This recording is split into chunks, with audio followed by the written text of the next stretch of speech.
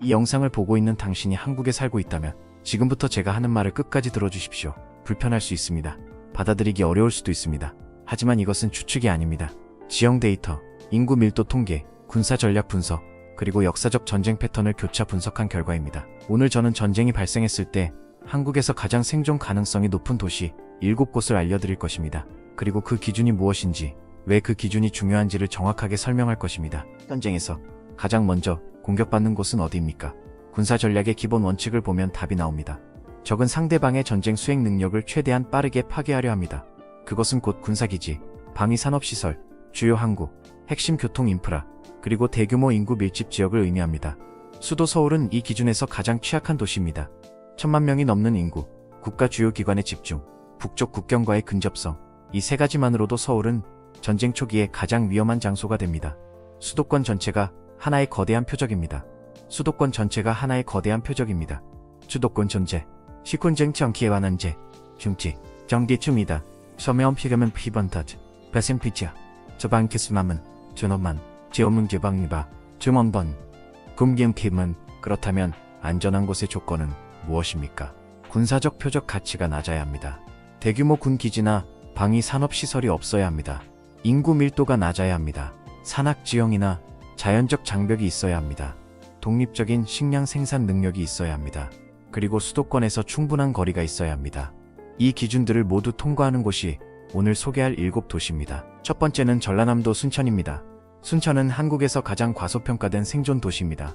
인구는 약 28만 명으로 대도시의 혼란 없이 기본적인 도시 기능이 유지될 수 있는 규모입니다. 순천만 국가정원이 위치한 이 도시는 주변에 광활한 농경지를 보유하고 있어 식량 자급 능력이 높습니다. 군사적 표적 가치가 극히 낮고 주요 군사시설이 없습니다. 남해안에 위치해 있어 수도권에서 충분한 거리를 확보하고 있으며 지리산과 백운산이 북쪽 방어벽 역할을 합니다. 전쟁이 발생했을 때 이 도시는 전략적 공격 목록에 오를 이유가 거의 없습니다. 두 번째는 경상북도 안동입니다. 안동은 지형적으로 매우 유리한 위치에 있습니다. 낙동강 상류에 자리 잡고 있어 독립적인 수원을 확보하고 있습니다. 산으로 둘러싸인 분지 지형은 자연적인 방어 장벽을 형성합니다. 인구는 약 15만 명으로 소규모이지만 수백 년에 걸친 전통 농업 커뮤니티가 여전히 살아있습니다. 유교 문화의 중심지로서 강한 공동체 의식과 상호부조의 전통이 남아있는 곳입니다. 현대전에서 공격 목표가 될 군사시설이나 산업 인프라가 없습니다. 세 번째는 강원도 춘천입니다. 춘천은 언뜻 보면 의외의 선택처럼 보일 수 있습니다. 하지만 데이터를 보면 이해가 됩니다. 의암호와 소양 강댐으로 인해 독립적인 수자원이 풍부합니다. 강원도의 산악지형이 자연적인 완충지대 역할을 합니다.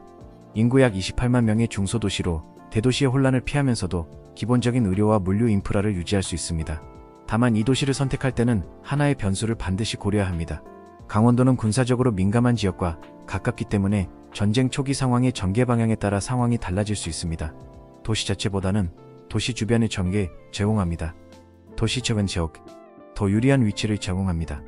이므로 승주면 자곰의 축공처분이야 점수만트 젠 제빈지민 왼쪽의 색으로 대원의 반보 지니브 증문바워. 네 번째는 전라북도 남원입니다. 남원은 지리산 자락에 위치한 작은 도시입니다. 인구는 약 8만 명으로 이 목록에서 가장 작은 규모의 도시입니다. 하지만 그것이 바로 강점입니다. 전략적 가치가 없는 소규모 도시는 전쟁에서 표적이 되지 않습니다. 지리산은 한반도에서 가장 넓은 산악지대 중 하나로 대규모 피난처 역할을 할 수 있습니다. 섬진강 수계가 풍부한 수자원을 제공하며 주변 농경지는 자급자족 능력을 뒷받침합니다.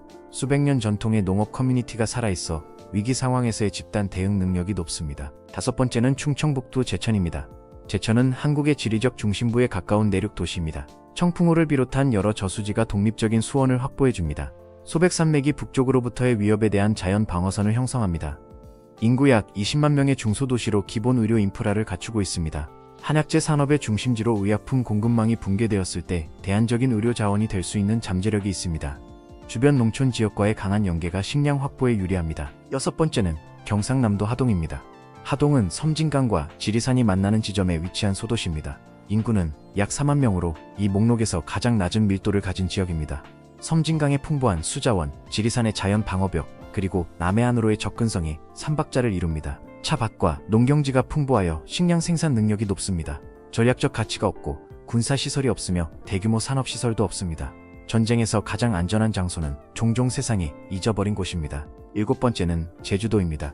제주도는 이 목록에서 가장 독특한 위치를 차지합니다. 섬이라는 지리적 특성이 본토의 전쟁에서 물리적으로 분리된 환경을 제공합니다. 한반도 본토에서 약 90km 떨어져 있어 지상전의 직접적인 영향을 받지 않습니다. 독립적인 수자원, 풍부한 농업 생산력, 그리고 섬 전체를 아우르는 강한 지역 공동체가 있습니다. 다만 제주도를 선택할 때는 한 가지 핵심 변수를 고려해야 합니다. 제주 남부의 해군기지는 전략적 표적이 될 수 있으므로 그 시설로부터의 거리를 반드시 고려해야 합니다. 서부와 북부 지역이 상대적으로 더 안전합니다. 하지만 여기서 반드시 짚어야 할 것이 있습니다. 도시를 선택하는 것만으로는 충분하지 않습니다. 그 도시 안에서도 어디에 위치하느냐가 중요합니다. 시내 중심부보다 외곽이 낫습니다. 낮은 지대보다 높은 지대가 낫습니다. 고립된 곳보다 커뮤니티와 연결된 곳이 낫습니다. 그리고 무엇보다 중요한 것은 그 지역 살아남는 것은 개인의 능력이 아닙니다. 커뮤니티의 능력입니다. 혼자서는 한계가 있습니다. 함께라면 가능성이 열립니다.